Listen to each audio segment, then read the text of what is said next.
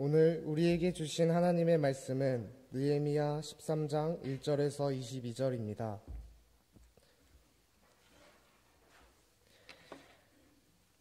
하나님의 말씀을 봉독합니다. 하나님의 말씀을 경청하십시오. 그날 모세의 책을 낭독하여 백성에게 들렸는데 그 책에 기록하기를 암몬 사람과 모압 사람은 영원히 하나님의 총회에 들어오지 못하리니 이는 그들이 양식과 물로 이스라엘 자손을 영접하지 아니하고 도리어 발람에게 뇌물을 주어 저주하게 하였음이라. 그러나 우리 하나님이 그 저주를 돌이켜 복이 되게 하셨다 하였는지라. 백성이 이 율법을 듣고 곧 섞인 무리를 이스라엘 가운데에서 모두 분리하였느니라. 이전에 우리 하나님의 전에 방을 맡은 제사장 엘리야십이 도비야와 연락이 있었으므로 도비야를 위하여 한 큰 방을 만들었으니 그 방은 원래 소재물과 유향과 그릇과 또 레위 사람들과 노래하는 자들과 문지기들에게 11조를 주는 곡물과 새 포도주와 기름과 또 제사장들에게 주는 거제물을 두는 곳이라. 그때에는 내가 예루살렘에 있지 아니하였느니라.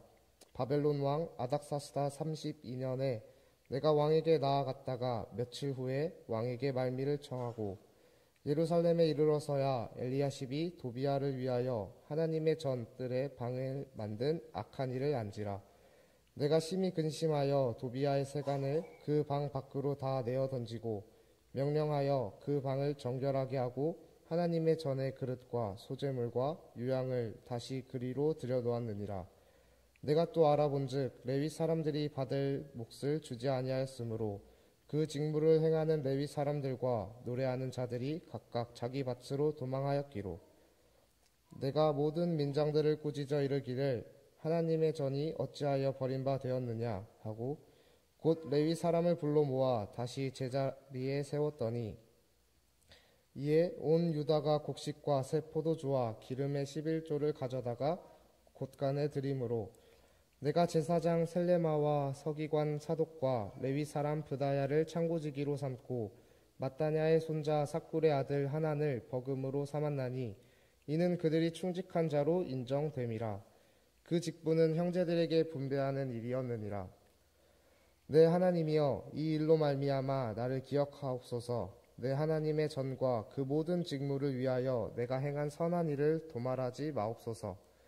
그때 내가 본즉 유다에서 어떤 사람이 안식일에 술틀을 밟고 곡식단을 나귀에 실어 운반하며 포도주와 포도와 무화과와 여러 가지 짐을 지고 안식일에 예루살렘에 들어와서 음식물을 팔기로 그날에 내가 경계하였고 또 두로 사람이 예루살렘에 살며 물고기와 각양 물건을 가져다가 안식일에 예루살렘에서도 유다 자손에게 팔기로 내가 유다의 모든 귀인들을 꾸짖어 그들에게 이르기를 너희가 어찌 이 악을 행하여 안식일을 범하느냐.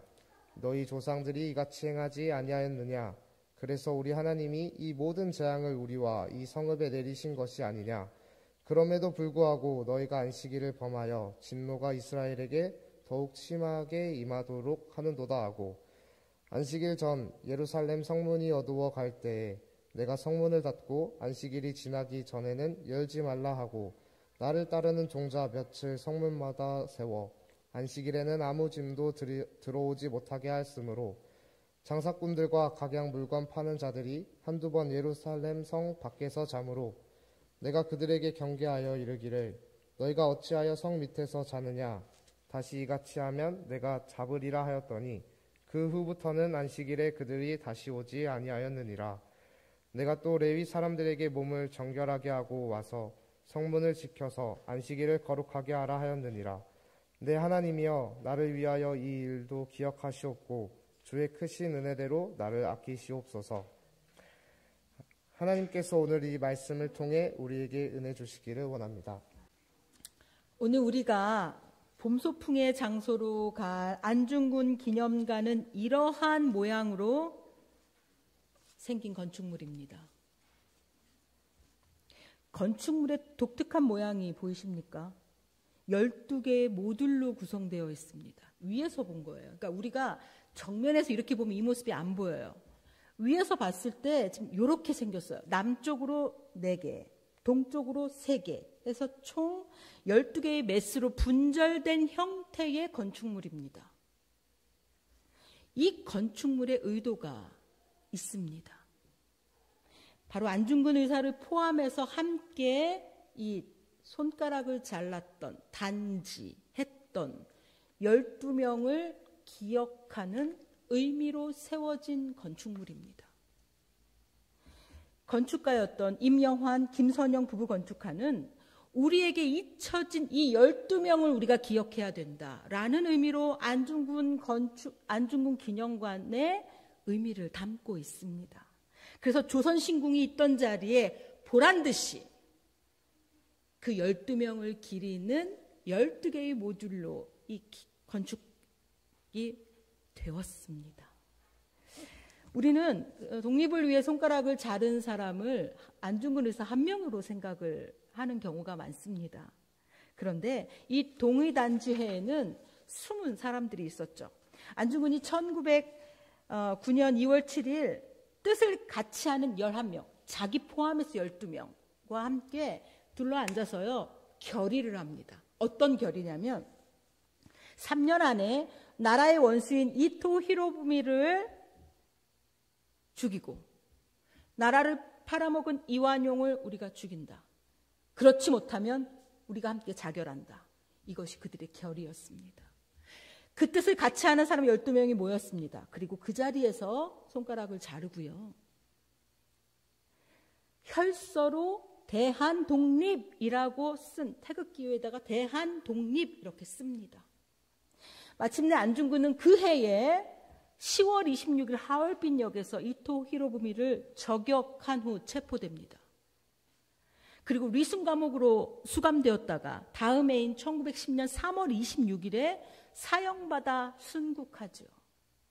안중근 기념관에 들어가서요, 들어가자마자 우리가 가장 먼저 보는 장면이 바로 이 장면입니다. 안중근 의사 동상과 함께 그 뒤에 단지 동맹으로 쓴 대한독립이 이렇게 쓰여져 있습니다. 결의 당시에 25살이었던 조홍순 선생은요, 증언하는 거, 그 당시 상황을 증언하는데 이렇게 증언합니다. 우리 모두가 여기를 자른 후에 피를 사발에다가 이렇게 툭툭툭 모았습니다. 그리고 솜에다가 이 피를 묻혀서 대한독립 이렇게 썼습니다. 라고 증언하고 있었습니다. 단지동맹이라고 부릅니다. 두려운 마음, 또 약해지려고 하는 마음을요, 손가락을 자르는 이 행동을 통해서요, 단단히 붙잡아 맨 거예요.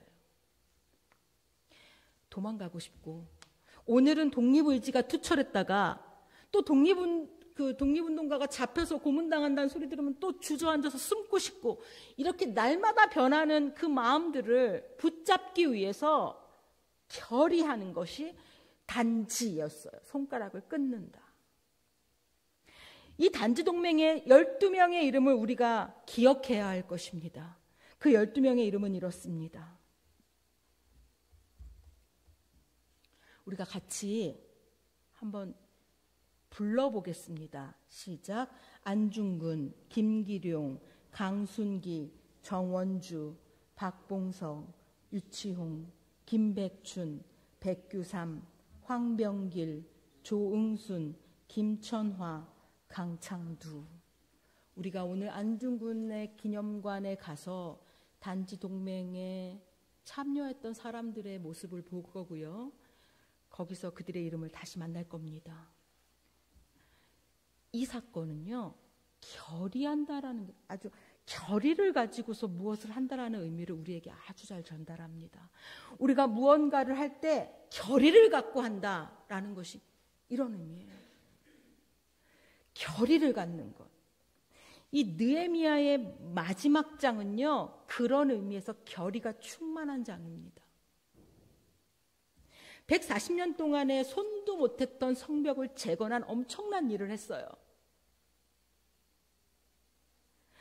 성벽이 세워지면서 그곳에서 이제 새로운 가치관으로 새롭게 살아가겠다라는 생각으로 에스라를 초대해서 말씀을 듣는 장면이 느헤미야의 가장 중요한 8장입니다. 학사 에스라가 하나님의 말씀을 봉독하자 백성들이 울기 시작하는 거예요. 저 그렇게 못 살았는데요 하면서 펑펑 우는 겁니다. 그러고서 자신이 회개하기 시작합니다. 그것이 8장에서 일어난 놀라운 사건이죠. 그리고 그 이후에 그 성벽을 하나님 앞에 봉헌하는 성벽 봉헌식을 합니다. 성벽 봉헌식을 하고 느헤미야는 약속대로 총독의 모든 직무들을 마치고 아닥사스다 왕에게 돌아갑니다. 오늘 읽었던 이 부분은요, 그래서 두 개의 시차가 존재해요. 1절부터 3절까지는요, 성벽 봉헌식 가운데서 벌어진 일이고 4절부터 오늘 다 읽지는 않았지만 느헤미야의 마지막 절인 31절까지는 아닥사스다 왕에게 갔다가 다시 돌아와서 느헤미야가 한 일입니다. 한번 보겠습니다. 느헤미야의 결의는요, 두 가지로 나타나는데 하나는 하나님의 말씀으로 기준을 다시 세우는 거예요. 또 하나는 그 기준을 실천하는 것이었습니다. 그래서 느헤미야가 한 일은 하나님의 말씀의 공동체를 붙들어 메웠습니다. 그리고 또 하나는 그것이 어려운 일이에요. 이제 제가 설명드리겠지만 그거 그대로 살아가는 거 어려워요. 그래서 그 어려운 일을 해 나가도록 기도에 자신을 붙들어 맸습니다. 오늘 우리가 볼 느헤미야 13장은 이 대단한 결의로 자신을 말씀과 기도에 붙들어 메었던 느헤미야와 백성들의 이야기입니다.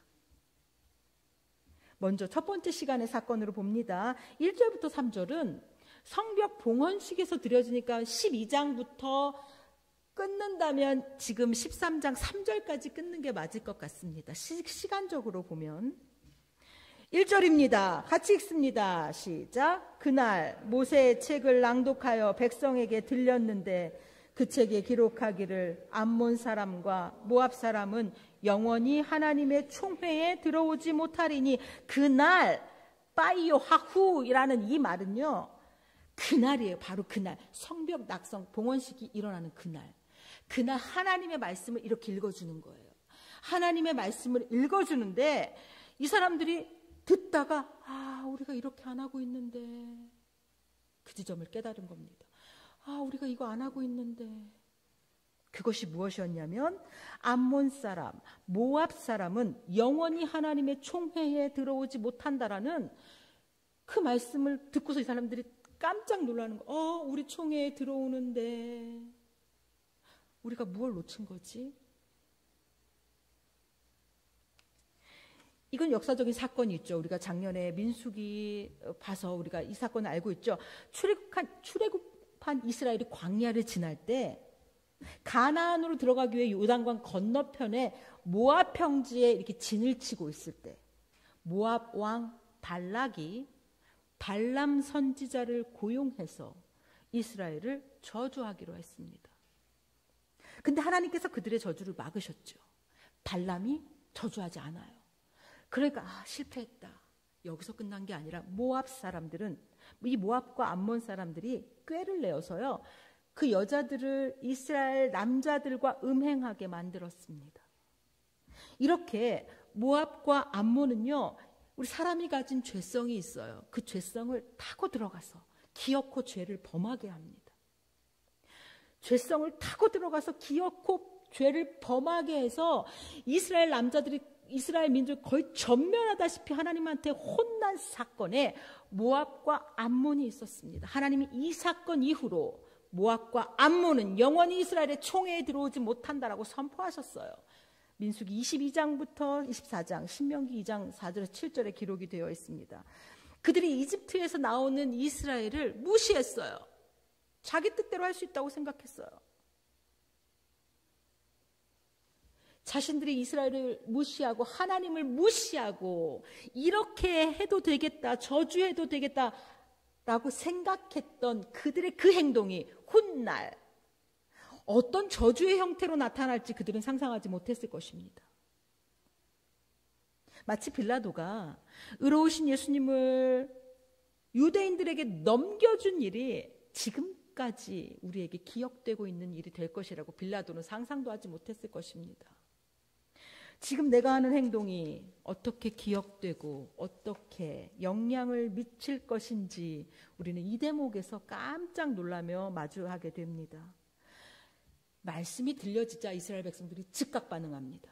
어떻게 반응하냐면 이곳에 있는 그러니까 하나님의 총회, 하나님의 예배하는 장소에는 들어올 수 없다는 거예요. 쫓아냅니다. 만약에 느헤미야의 이야기가 여기서 끝나면 해피엔딩이에요. 느헤미야의 이야기가 만약에 이 3절에서 딱 끝나면 느헤미야는 완벽한 하나님의 아름다운 영광된 이야기로 느헤미야가 끝날 겁니다. 그런데 우리가 그렇지 않아요. 그렇게 하나님 앞에 정신 차렸습니다. 네, 이제 잘하겠습니다. 라고 한 그들을 느헤미야가 총독의 시기를 마치고 이 아닥사스다에게 돌아간 그 사이에 다시 이스라엘이 타락하기 시작합니다.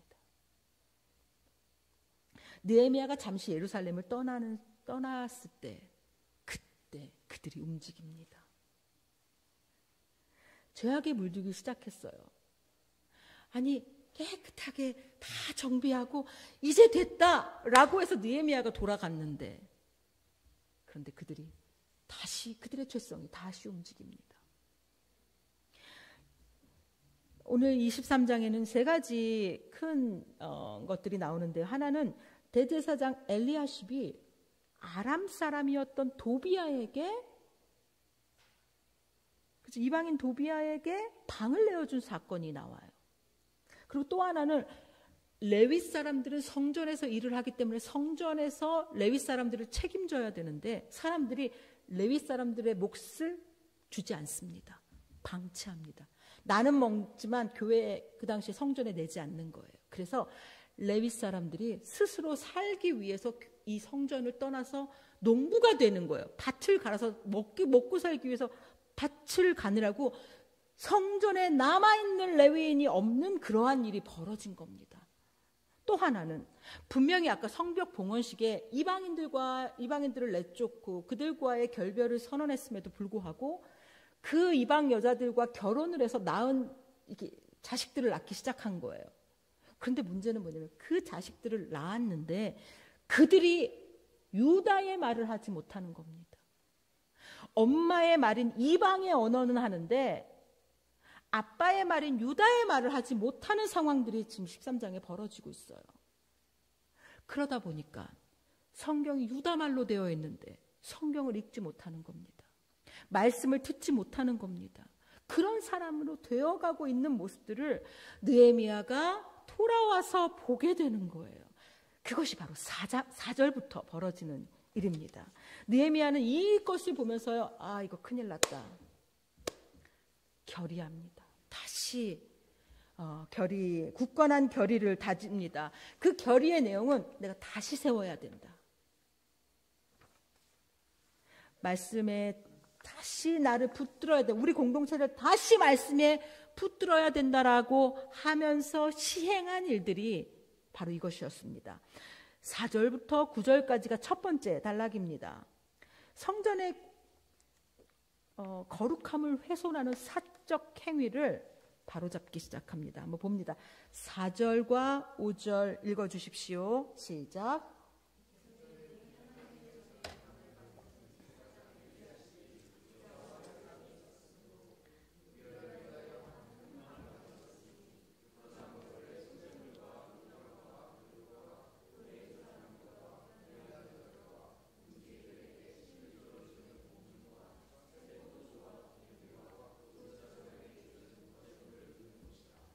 엘리야십은 느헤미야 시대에 사역했던 대제사장이었습니다.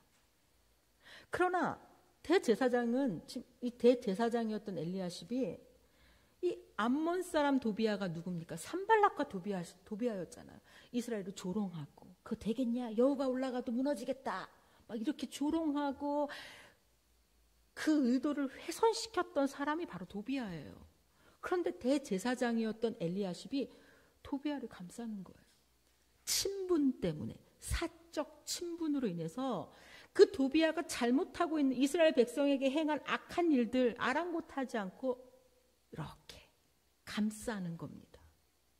그러면서 어떤 일까지 했냐면 도비아에게 성전의 방 하나를 내주는 거예요. 그런데 지금 암몬 사람 도비아, 아까 모압과 암몬은 총회에 들어올 수 없다라고 했잖아요. 암몬 사람 도비아에게 방을 내준 거, 이방인에게 방을 내준 거 이거 큰 사건이에요. 그런데 이 방이 어떤 방이냐면 사역자들을 위해서 백성들이 성전에 드린 예물 11조 그런 예물들을 모아놓는 주의 예물을 모아놓는 방이었어요. 근데 그것을 없애버리고 그 필요 없어 하고 도비아에게 방을 내어준 거예요. 6절입니다. 그때는 내가 예루살렘에 있지 아니하였느니라. 느헤미야가 없었을 때요. 바벨론 왕 아닥사스다 32년에 내가 왕에게 나아갔다가 며칠 후에 왕에게 말미를 청하고 느헤미야가 잠시 떠나 있을 때 엘리야십은 느헤미야가 다시 돌아올 거라고 생각 안 했을 겁니다.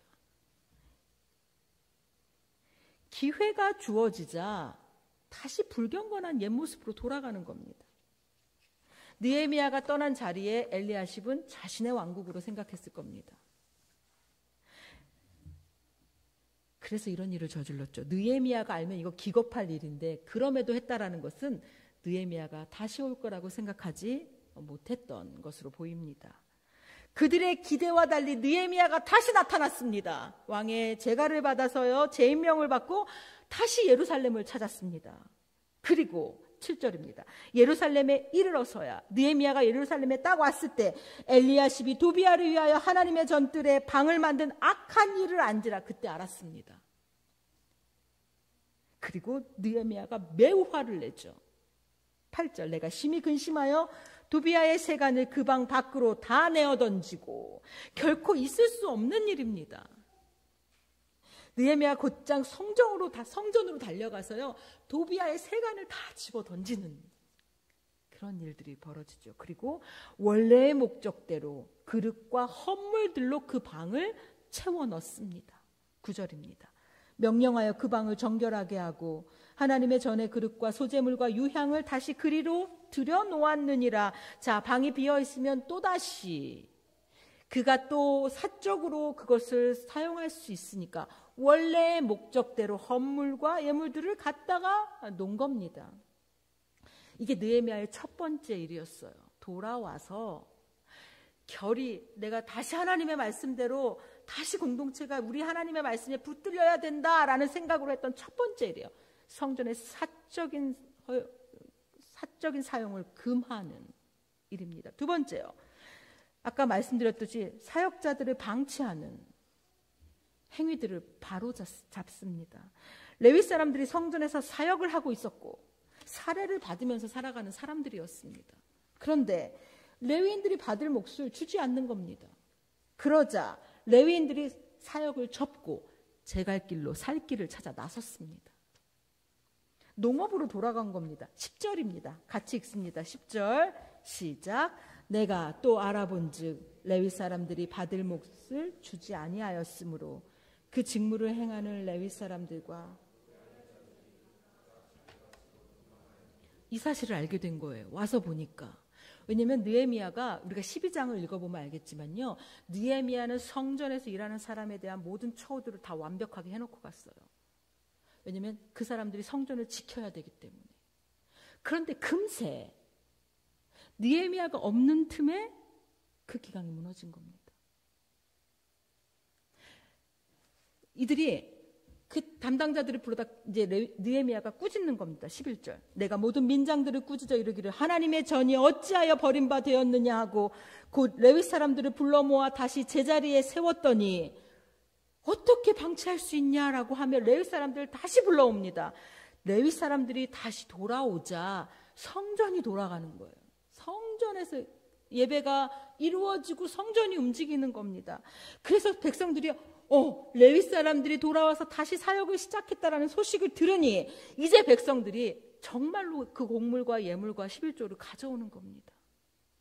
그래서 12절이 이렇습니다. 12절. 이에 온 유다가 곡식과 새 포도주와 기름의 11조를 가져다가 곳간에 드림으로 그들을 위한 것들을 준비하는 거예요. 그리고 느헤미야는요, 이것을 관리하는 사람들을, 정직한 사람들을 세웁니다. 그것이 13절이에요. 13절 같이 읽습니다. 시작. 내가 제사장 셀레마와 서기관 사독과 레위 사람 부다야를 창고지기로 삼고 마따냐의 손자 사꿀의 아들 하난을 버금으로 삼았나니 이는 그들이 충직한 자로 인정됨이라. 그 직분은 형제들에게 분배하는 일이었느니라. 이렇게 가져온 백성들이 낸 것을 가장 정직한 사람들로 인해서 분배하도록 하는 이것을 다시 바로 세우는 겁니다. 그리고 세 번째, 15절부터 우리 오늘 22절까지의 말씀인데요. 주님의 날을 거룩하게 지키도록 바로 잡습니다. 직접적인 안식일 위반은 구약 성경 그 당시 이스라엘 사람들 아주 심각한 범죄였어요. 그래서 직접적으로 안식일을 범하는 일에 대해서는 여러 사람들이 질타를 한 것이 있습니다. 15절이죠. 그때 내가 본즉 유다에서 어떤 사람이 안식일에 술틀을 밟고 곡식단을 나귀에 실어 운반하며 포도주와 포도와 무화과와 여러 가지 짐을 지고 안식일에 예루살렘에 들어와서 음식물을 팔기로 그날에 내가 경계하였고 주중에 할 수 있는 일을 왜 안식일에 하고 있느냐라고 느헤미야는 분명하게 말합니다. 그리고 경고하고 안식일에 사고 파는 일을 금지시키죠. 직접적으로 안식일을 지키는 일을 어기는 일을 경고하는 거예요. 그러자 직접적으로 범하는 사람들은 줄어들었어요. 그런데 간접적으로 안식일을 위배하는 사건들이 생기는 겁니다. 즉 16절. 또 두롯 사람이 예루살렘에 살며 물고기와 각양 물건을 가져다가 안식일에 예루살렘에서도 유다 자손에게 팔기로, 즉 내가 물건을 팔지 않아요. 그러니까 나는 안식일을 범한 게 아니에요. 나 내 동포들한테 물건 사지 않아요. 그러니 나는 안식일을 범한 것이 아니에요 라고 직접적인 안식일 위반은 아니에요 라고 생각하는데 간접적으로 두롯 사람이 와서 하는 일에 대해서 내가 응하는 그러한 사람들이 나타나는 거예요. 그러자 느헤미야가 유다의 그 사람들을 찾아가서 혼내죠. 그것이 17절, 18절입니다. 그런데 이것은 아주 중요한 구절입니다. 17절, 18절을 같이 읽습니다. 시작. 내가 유다의 모든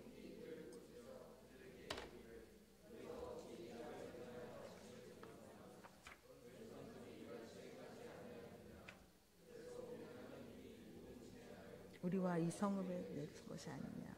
그럼에도 불구하고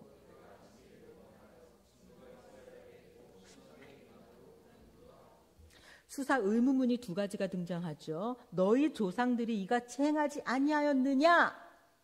이것과 또 하나. 그래서 우리 하나님이 이 모든 재앙을 우리 이 성읍에 내리신 것이 아니냐? 두 가지 수사 의문문이 등장합니다. 첫 번째. 너희 조상들이 조상들이 행했던 그 악과 똑같지 않느냐? 지금 우리가 하는 게 조상들이 행했던 악과 똑같은 거 아니냐라고 물어보는 거예요. 그리고 또 하나. 그래서 하나님이 그때 우리 조상들에게 재앙을 내리지 않았느냐? 그렇다면 이 똑같은 악을 행하고 있는 우리에게도 재앙을 내리실 거 아니냐? 라는 말이에요. 여기 이같이 그래서 라는 말로 조상들의 행위와 이같이 우리가 지금 똑같은 행동 아니냐 이 말이고요. 그래서 그렇기 때문에 그들이 받은 벌을 지금 우리 또 받을 거 아니냐라는 거예요. 그 말을 하면서 중요한 말, 어떤 말을 하냐면 이 모든 재앙을 우리와 이 성읍에 내린 것이 아니냐라고 하는데 이 성읍이 어디예요? 예루살렘 성이에요. 이 예루살렘 성이 어디예요? 그들이 지금 그렇게 힘껏 건축해낸, 그렇게 힘껏 세워놓은 바로 이 성 어떻게 무너졌느냐?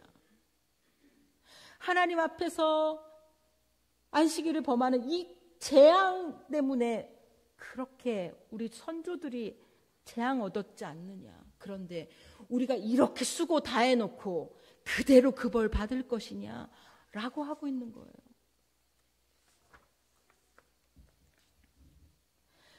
그래서요, 느헤미야가 취한 조치가 바로 안식일 동안에 성문을 폐쇄하는 조치입니다. 그게 19절부터 마지막 22절까지가 바로 그 내용입니다. 여기에 보면 성문을 닫고서 아예 안식일에 밖에 출입을 못하게 하는 거예요. 그랬더니 장사하는 사람들이 문 밖에서 혹시라도 문이 열리면 들어가서 장사를 하려고 문 밖에서 자고 있는 사람들이 있었다라는 내용들이 지금 나타납니다. 그때 느헤미야가 그 사람에게 다시 한번 이렇게 하면 가만두지 않겠다라고 아주 엄히 말하는 이런 장면들이 나타납니다. 우리가 같이 읽습니다. 19절부터 22절입니다. 시작.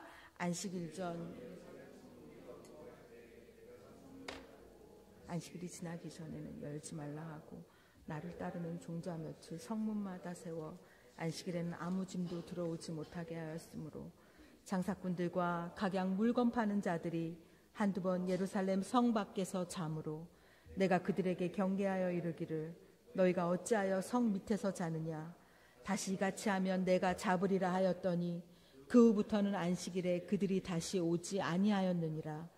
내가 또 레위 사람들에게 몸을 정결해 하게 와서 성문을 지켜서 안식일을 거룩하게 하라 하였느니라. 내 하나님이여 나를 위하여 이 일도 기억하시옵고 주의 크신 은혜대로 나를 아끼시옵소서. 이렇게 하나님의 말씀의 공동체를 단단히 붙들어 맸습니다.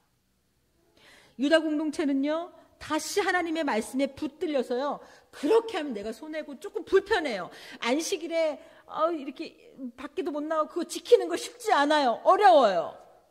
이방인들과 좀 이렇게 봐주면서 살고 이러는 게 좋은데 손에 다 감당하고 포기하고 하는 것 어려워요. 그런데 그거 하는 공동체로 말씀에 꽉 붙들려서 그거 하는 공동체로 나아가는 거예요. 여기서 우리가 주목해야 되는 것은요, 이 일을 느헤미야가 이렇게 진행하는데 얼마나 어려웠을까요? 얼마나 어려웠을까요? 싫어하는 사람들 없었겠어요? 아, 그렇게 하면 나 손해예요. 저 안 합니다. 라는 사람 없었겠습니까? 그때 이 일들을 말씀을 지키기 위해서 자신을 하나님 앞에 기도로 붙들어 매고 있는 장면이 나타나고 있다는 겁니다. 14절입니다. 14절 읽습니다. 내 하나님이여. 14절입니다. 내 하나님이여 이 일로 말미암아 나를 기억하옵소서. 내 하나님의 전과 그 모든 직무를 위하여 내가 행한 선한 일을 도말하지 마옵소서. 여기서 기도하는데 뭐라 그러냐면 나를 기억해 주옵소서라는 기도를 드려요. 하나님, 과정에 있어서 하나님의 헤아림을 구합니다. 결과에 있어서 하나님의 도우심을 구합니다. 이것이 하나님 나를 기억해 주세요예요. 하나님, 제가 이 과정을 겪어낼 수 있도록 하나님, 이 과정에 있어서 하나님 저를 이해해 주시는 하나님이 필요합니다. 하나님, 이 결과에 대해서 제가 안심할 수 없고 이 결과가 어떻게 나올지 저는 알지 못하지만 이 결과에 있어서 하나님의 도우심을 구합니다. 이렇게 기도하는 거예요. 그러면서 내 하나님의 전과 그 모든 직무를 위하여 내가 행한 선한 일을 도말하지 마옵소서. 하나님, 이 일이 사람들에 의해서, 악한 사람들에 의해서 없었던 일 되지 않게 해주십시오 라고 하고 있습니다. 22절에 또 기도가 나오죠. 22절 하반절입니다. 22절 하반절에 이런 기도가 나옵니다. 내 하나님이여 나를 위하여 이 일도 기억하시옵고 주의 크신 은혜대로 나를 아끼시옵소서. 아껴달라고 기도해요. 하나님, 저를 아껴주십시오. 이 일을 하는데 지금 너무 어렵습니다. 하나님, 저를 아껴주십시오. 말씀대로 살기 위해서 애쓰고 있는 나를 하나님, 저를 아껴주십시오라고 기도하는 거예요. 하나님, 말씀대로 살기 위해 애쓰는 나의 걸음을 봐주세요. 기억해 주세요. 그리고 저를 아껴주세요 라고 기도하면서요, 이 어려운 길을 걸어가고 있는 느헤미야. 이 13장은 그렇게 마무리가 되고 있습니다.